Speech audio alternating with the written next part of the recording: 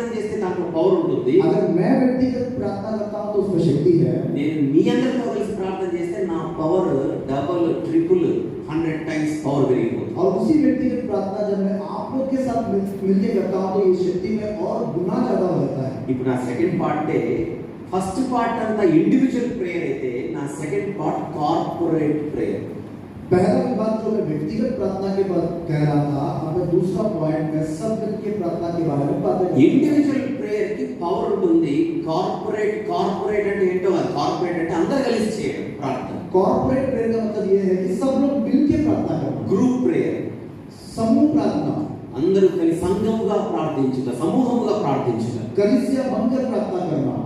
ఒక్కసారి కొన్ని వచనాలు కొంచెం వేగంగా చూద్దాం.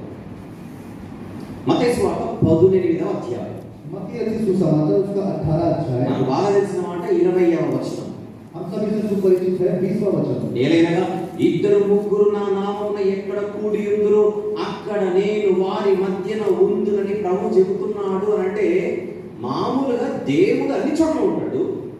मामूल परमेश्वर हर जगह रहता है. 20వ వచనం ఏముందో హిందీలో చదువుదాం. क्योंकि जहां 2 या 3 मेरे नाम पर इकट्ठा होते हैं वहां मैं उनके बीच में होता हूं. అంటే వాస్తవానికి దేవుడు లేని చోటు అంటూ ఉండదు. అందుకే దేవుడిని ఆమ్ని ప్రెజెంట్ అంటాం, సర్వవ్యాపి. इसलिए हम परमेश्वर को omnipresent कहते हैं क्योंकि परमेश्वर हर जगह अपने प्रसन्नता को रखता है. అన్ని చోట్ల జనరల్ గా ఉండేటువంటి దేవుడు जनरली हर जगह रहने वाला परमेश्वर ఇద్దరు ముగ్గురు తన నామమున కూడుకుంటే అక్కడ స్పెషల్ ఉంటానంటున్నాడు. जहां 2 या 3 लोग मेरे नाम पर इकट्ठा होते हैं आकाश पर भी चढ़ के जाऊं तो वहां पर है. సముద్రపు దిగంతములలో కూడా ఉన్నావు ప్రభు అంటున్నాడు. अगर मैं समुद्र की गहराई में भी जाता हूं तो वहां पर है. నీ ఆత్మ యుద్ధ నుండి నేను ఎక్కడికి పోదును ప్రభు అంటున్నాడు. तेरी आत्मा से भाग कर मैं कहां तक जाऊंगा కనుక परमेश्वर. దేవుడు అన్ని చోట్ల ఉంటాడు.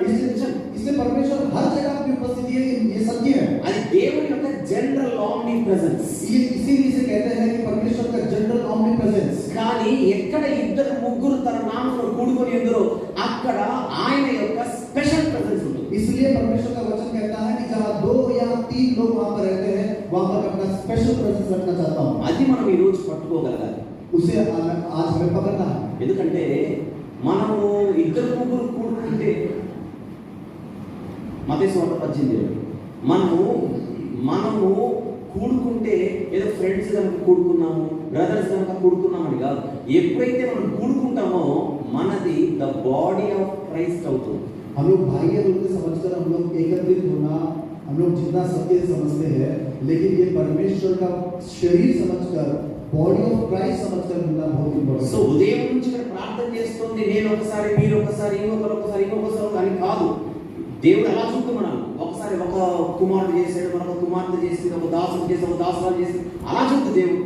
ఉదయం నుంచి మనం చేసే ప్రార్థనలన్నిటిని దేవుడు ఎలా స్వీకరిస్తాడు? సంఘము చేస్తున్న ప్రార్థన ఇది. सुबह से जो प्रार्थना हम लोग कर रहे हैं, यहाँ पर एक भाई कर रहा है, पीछे एक भाई कर रहा है, यहाँ बहन कर रही है. परमेश्वर इस प्रकार हम लोग को नहीं देखता कि एक भाई की प्रार्थना. जब हम सब लोग मिलकर प्रार्थना करते हैं तो परमेश्वर सोचता है कि ये कलीसिया की प्रार्थना है. So these are not individual prayers. ये व्यक्तिगत प्रार्थनाएं नहीं है. It is a corporate prayer. ये एक कलीसिया की प्रार्थना है. It is a church prayer. ये एक कलीसिया की प्रार्थना है. These are collective prayers. ये एक प्रार्थना का समूह है. దీనికి స్పెషల్ పవర్స్ ఉంటాయి. इसको एक प्रत्येक शक्तियां हैं. ఎందుకంటే ఇక్కడ దేవుని యొక్క స్పెషల్ యూనిక్ ప్రెజెన్స్ ఉంటుంది. क्योंकि यहाँ पर परमेश्वर का प्रत्येक प्रशंसा हमारी. ఇది మనం గుర్తించాలి. इसे हमें जानना चाहिए. అందువల్ల మన సమాజంగా కూడుకొని ప్రార్థన చేయడం అనేది నిర్లక్ష్యం చేస్తే చేతుల పవర్ ని మనం దూరం చేసుకుంటున్నాం. इसलिए हम लोग सामाजिक तौर पर या कलीसिया के तौर पर प्रार्थना करने के अवसर को छोड़ देते हैं तो प्रत्येक शक्तियों को हम लोग यहाँ पर छोड़ देते हैं. అందుకే ఇప్పుడు 30 అవర్స్ ప్రేయర్ కాన్సెప్ట్ ఏంటి అని అడిగితే శక్తివంతమైన ప్రార్థనలు దేవుని సన్నిధికి వెళ్ళాలి. ये 30 घंटों की प्रार्थना का जो मकसद है परमेश्वर के पास शक्ति सहित प्रार्थना को रखना है. దేవుని దయ వల్ల ఈ 30 గంటలు లేకపోతే 60 గంటలు అయితే ఎంత బాగుంటుంది. परमेश्वर की दया से अगर ये 30 घंटे की प्रार्थना 7 घंटे हो तो और अच्छा అంటే रहेगा. జనరల్ గా చెబుతున్నాను. ఇది ఇంకా బలపడాలి అనేది నా ఉద్దేశం. यहाँ पर मेरा उद्देश्य ये है कि ये और बलपूर्वक आगे चले. 30 నిమిషాలు 3 నిమిషాలు ప్రార్థన చేయడానికి ఒళ్ళు సహకరించని పరిస్థితులు ఉన్న సమాజంలో ఏకదాటిగా 30 గంటలు అంటే అది మామూలు సంగతి కాదు. దేవునికి స్తోత్రం అంటే 3 मिनट की प्रार्थना करने के लिए हम अपने अंगों को इधर उधर मोड़ देते हैं. 30 घंटे के लिए हम लोग प्रार्थना करने के लिए यहाँ पर लोग एकत्रित हुए इसके लिए परमेश्वर का धन्यवाद. ఎంత పోటీ పడినా కూడా మోషే గారితో పోటీ పడలేమని ఒకసారి చెప్తున్నాను నేను. यहाँ पर लोग कितना भी हिम्मत उनका 40 दिन और 40 रात की प्रार्थना है। 40 night and days. 40 दिन और 40 रात की प्रार्थना है। మనకి ఇంకా 30 यहाँ पर तो सिर्फ 30 घंटे की ये प्रार्थना 30 hours. ये 30 घंटों की प्रार्थना है। 40 days. उनका 40 दिन की प्रार्थना है। కనుక ఆయన ఛాంపియన్. वही चैंपियन है। ప్రేయర్ ఛాంపియన్ ఆయన. और वो प्रार्थनाओं में वीर है। అంచేత మనం ఈరోజు అర్థం చేసుకోవాల్సింది మనందరం కలిసి అంటే ఇలానే కాదు సహవాసంగా కూడుకొని ప్రార్థన చేయడం అనేది అది నిత్యము కొనసాగుతూ ఉండడం అనేది చాలా అవసరము. यहाँ पर मैं ये कहना चाहता हूँ कि सिर्फ इस प्रकार ही नहीं लेकिन आप अपने व्यक्तिगत जीवन में कनिष्ठता के साथ मिलकर प्रार्थना करना बहुत इंपॉर्टेंट है। Very good. ఇకపోతే సెకండ్ పార్ట్ లో ఇప్పుడు నేను చెప్పిన ఫస్ట్ పాయింట్ यहाँ पर भी मैंने दूसरे विभाग का सबसे पहला संदेश दिया था। दूसरे संदेश को पढ़ेंगे। కలెక్టివ్ ప్రేయర్ అనేది దేవుని యొక్క ప్రత్యేక సన్నిధిని ఆహ్వానిస్తుంది. समूह प्रार्थना परमेश्वर की प्रत्येक उपस्थिति को उदाहरण देती है। కొన్ని సహవాస ప్రార్థన అంటాం దీన్ని సింపుల్ గా అందరికీ అర్థం కావాలి. समूह प्रार्थना एक सिंपल नाम से తెలుగులో అయితే సహవాస ప్రార్థన దేవుని యొక్క ప్రత్యేక సన్నిధికి ఆహ్వానం పలుకుతుంది. समूह प्रार्थना परमेश्वर की प्रत्येक उपस्थिति को आह्वान देती है। కనుక ఈ రోజు మనందరి మధ్య ఆ ప్రభువు ఉన్నాడన్న సంగతి మనం ఖచ్చితంగా విశ్వసించి తీరాలి. और ये विश्वास भी करना है कि समूह प्रार्थना में परमेश्वर की ఆయన उपस्थिति పాద సన్నిధిలో ఈ రోజు మనందరం కూడుకున్నాం. उसके 5 चरणों में आज हम लोग यहाँ पर बैठे हुए हैं। ఇకపోతే రెండవది दूसरा वचन देखेंगे। మనందరికీ తెలుసు యేసుక్రీస్తు ప్రభువు మరణించి తిరిగి లేచి వెళ్ళిపోయిన తర్వాత ఆ రోజు శిష్యులందరూ కూడా పరిశుద్ధాత్ముడు వచ్చేంత వరకు కొంచెం కన్ఫ్యూజన్ లో ఒక రకమైన భయంలో ఇన్సెక్యూరిటీలో ఉన్నారు. जब प्रभु यीशु मसीह दुनिया में छोड़कर चले गए आवरण चल हो गया था तो जब बचे हुए शिष्य अपने जीवन में एक संदेह जीवन को जी रहे थे। అంటే వాళ్ళకు ఉండాల్సినంత బలము శక్తి లేదు. उनको जिस प्रकार की शक्ति होनी चाहिए थी उनके पास नहीं थी। నేను ఏ పీరియడ్ గురించి మాట్లాడుతున్నాను? मैं किस संदर्भ के बारे में बात कर रहा యేసు हूं? ప్రభు పరలోకానికి ఆరోహణ అయిన తర్వాత పరిశుద్ధాత్ముడు వచ్చేంత వరకు ఆ మధ్యలో పీరియడ్ గురించి. प्रभु यीशु मसीह इस दुनिया को छोड़ के चले जाने का और पवित्र आत्मा से आने से पहले సో ఆ టైంలో వీళ్ళ పరిస్థితి చాలా గందరగోళం, ఆందోళన, ఒక రకమైన టెన్షన్, కలవరం ఇవన్నీ ఉంటాయి. और जो बचे हुए शिष्य के जीवन में उनके जीवन में बहुत ही कंफ्यूजन स्टेज चल रहा था। ఆ టైంలో ఈ విశ్వాసులందరూ కలిసి ఏం చేశారో చూద్దాం. और उस समय ये विश्वासी क्या करे देखेंगे। అపోస్తలుల కార్యములు 1వ అధ్యాయము 14వ వచనం. प्रेरितों के काम का पहला अध्याय 14 वचन। అవును, అపోస్తలుల కార్యములు 1వ అధ్యాయం 14వ వచనం. వీరందరూ వీరితో కూడా కొందరు స్త్రీలను యేసు తల్లి అయిన మరియయు ఆయన సహోదరులను ఏక మనసుతో ఎడతెగక ప్రార్థన చేయుచుండెను. प्रेरितों के काम का पहला अध्याय 14 वचन कहता है ये सब स्त्रियां कई स्त्री और यीशु की माता मरियम और उसके भाई के साथ एकचित होकर प्रार्थना में लगे रहे। పరిస్థితులు విశ్వాసులకు బాగలేనప్పుడు చరిత్రలో మొదటి శతాబ్దపు క్రైస్తవ్యం ఏం చేసిందని అడిగితే పరిస్థితులు సమాజంలో వారికి సరిగా లేనప్పుడు వాళ్ళందరూ కలిసి స్త్రీలను పురుషులను ఉందా మెన్షనింగ్ అక్కడ వీరందరూ వీరితో కూడా కొందరు స్త్రీలు అందరూ కలిసి ఎడతెగక ప్రార్థనలో ఉన్నారు. पहले शताब्दी के लोग जब परिस्थितियां बहुत ही प्रबल परिस्थितियां बहुत ही उनके अनुकूल जब नहीं थी तो सारे भाई और सारे बहन मिलकर एकजुट होकर वे प्रार्थना में लगे रहे। అంటే వీళ్ళందరూ ఏం చూస్తున్నాం మనం? Unity and love. और इन सब के द्वारा हम लोग देखते हैं कि उनमें एकाई है और उनमें प्यार भी है। అంటే ప్రేయర్ ద్వారా దేవునితోనే కాదు మనకు ఫెలోషిప్ ఏర్పడేది, ప్రార్థన ద్వారా సహవాసులతో కూడా తోటి విశ్వాసులతో కూడా మనకు బంధం ఏర్పడుతుంది. समूह प्रार्थना में सिर्फ परमेश्वर से प्रार्थना करने में ही हमारी शक्ति बढ़ती नहीं लेकिन भाईचारा भी हमारा बढ़ता रहता है। So prayer builds unity and love. इसलिए कहते हैं कि प्रार्थना एकता को बढ़ोतरी देती है और प्रार्थना प्यार को बढ़ोतरी देती है। దీనికి సపోర్టివ్ గా వచనం చూద్దాం. इसके लिए हम लोग एक और वचन को देखेंगे। ఎఫెసీ పత్రిక एफिसियों की पत्री 4వ అధ్యాయం 4 अध्याय 3వ వచనం చూద్దాం. तीसरा वचन को देखेंगे।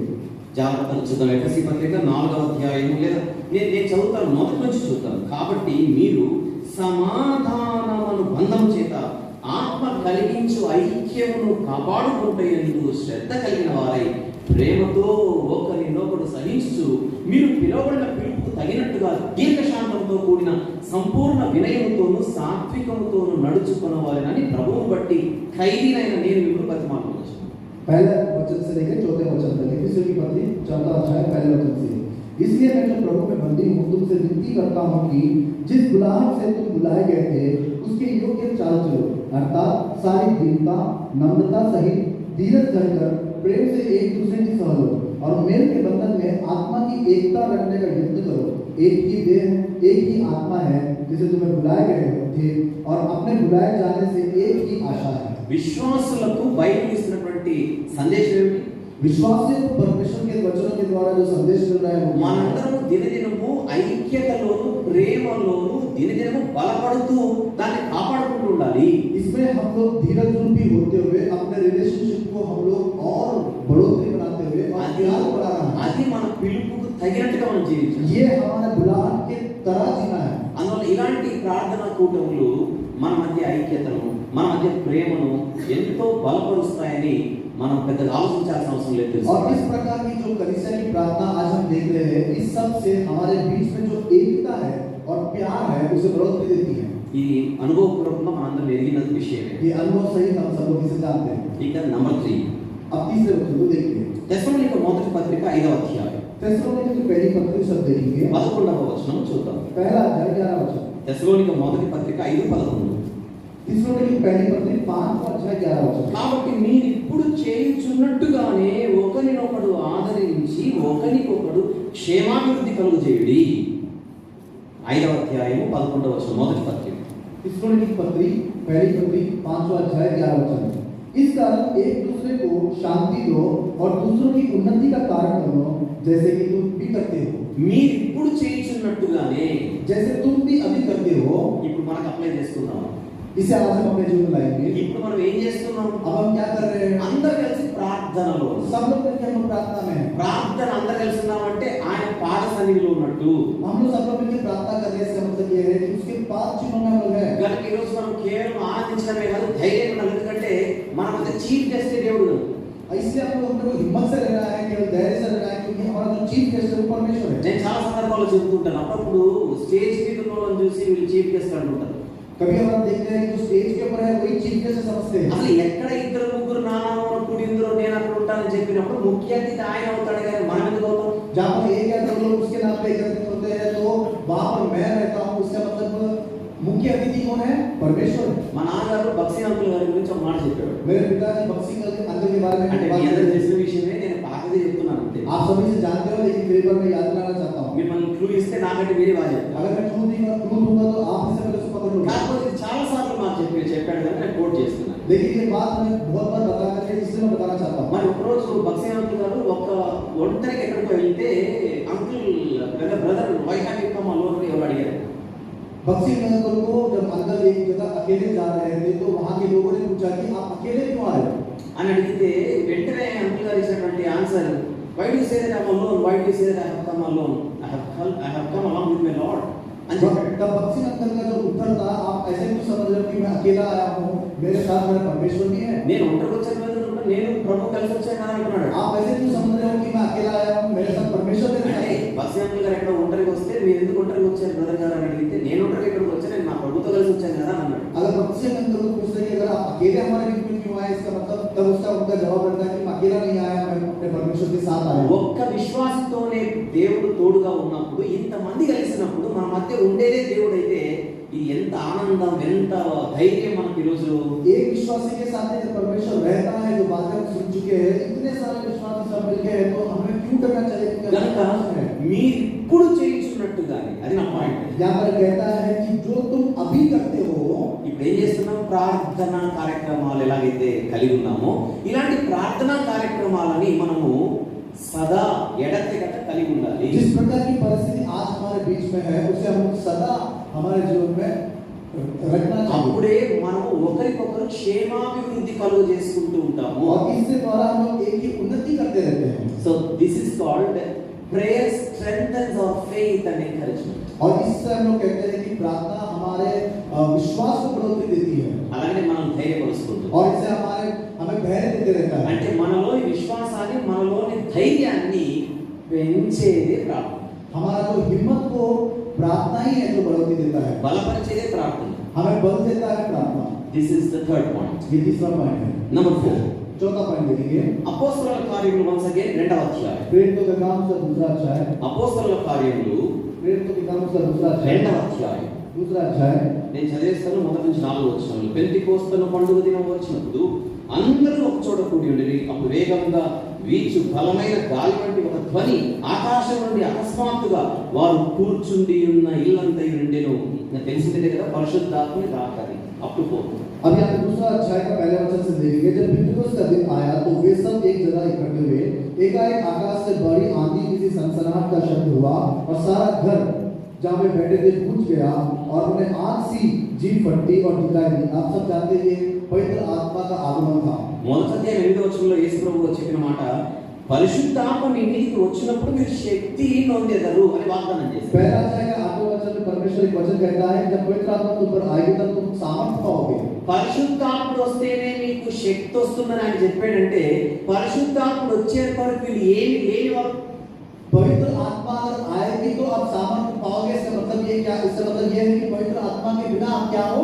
శక్తి లేనివారు. सामर्थ के बिना हो। అంటే శక్తి లేక వాళ్ళందరూ కలిసి ఉన్నారు కానీ శక్తి లేదు. वे सब एक जगह है, एकत्रित है, लेकिन शक्ति के बिना है। కానీ ఆ టైంలో వాళ్ళందరూ చేసింది ఏంటి? ప్రార్థన. लेकिन उस समय लोगों ने क्या किया? प्रार्थना। అందరూ కలిసి ప్రార్థనలో ఉండగా हर सब लोग मिलकर प्रार्थना कर रहे అంటే थे। ప్రార్థన సహవాసం కలిగి ఉండగా वे सब प्रार्थना के सहवास में जब थे పరలోకం నుండి శక్తి వారిపై దిగి వచ్చింది. उनके ऊपर स्वर्ग से पवित्र आत्मा की शक्ति उन पर मिली। This is called super natural power. इसे कहते हैं अति अद्भुत शक्ति। Prayer brings super natural power. प्रार्थना हमारे जीवन में अत्यधिक शक्ति को और लेके आती है। It also brings revival. वो एक हमें उज्जीवन को लेके आती है। అంటే ప్రార్థన అనేది ఒక పరలోక శక్తిని అలాగే ఉజ్జీవాన్ని తెచ్చిపెట్టేది. प्रार्थना हमें स्वर्ग से जो जीव और जो शक्ति हमें चाहिए उसे लेके आती है। ఆ శక్తి వచ్చిన తర్వాత పరిశుద్ధాత్మ వచ్చిన తర్వాత ఏం జరిగిందో మనకు తెలుసు. और जब वे सामर्थ को पा चुके थे उसके बाद क्या हुआ हम सब जानते हैं। ఒక్క సందేశానికి 3000 మంది బ్యాప్టిజం తీసుకోవాలి. एक ही संदेश से 3000 लोगों ने बपतिस्मा लिया। పవర్ వచ్చింది. सोचिए कितना शक्ति आया होगा। ప్రార్థనకు అంటే ఇండివిజువల్ ప్రేయర్ ఎస్, కానీ అందరూ కలిసి ప్రార్థన చేయడం అనేది కూడా చాలా కీలకమైన విషయం. మనం ఈ ఎవిడెన్స్ అంతటిని బట్టి మనం గ్రహించాలి. व्यक्तिगत प्रार्थना में शक्ति है जिसे हमने पहले विभाग में सुना था, लेकिन समूह प्रार्थना कलीसिया की प्रार्थना में उससे अत्यधिक शक्ति है। अब हम देख रहे हैं ఇంకొక 2 వచనాలు చూసి ముగించుకుందాం. और 2 वचनों को देखकर हम लोग అపోస్తలుల కార్యములు 13వ అధ్యాయం. प्रेरितों के काम का 13 अध्याय। అపోస్తలుల కార్యములు 13వ అధ్యాయం. प्रेरितों के काम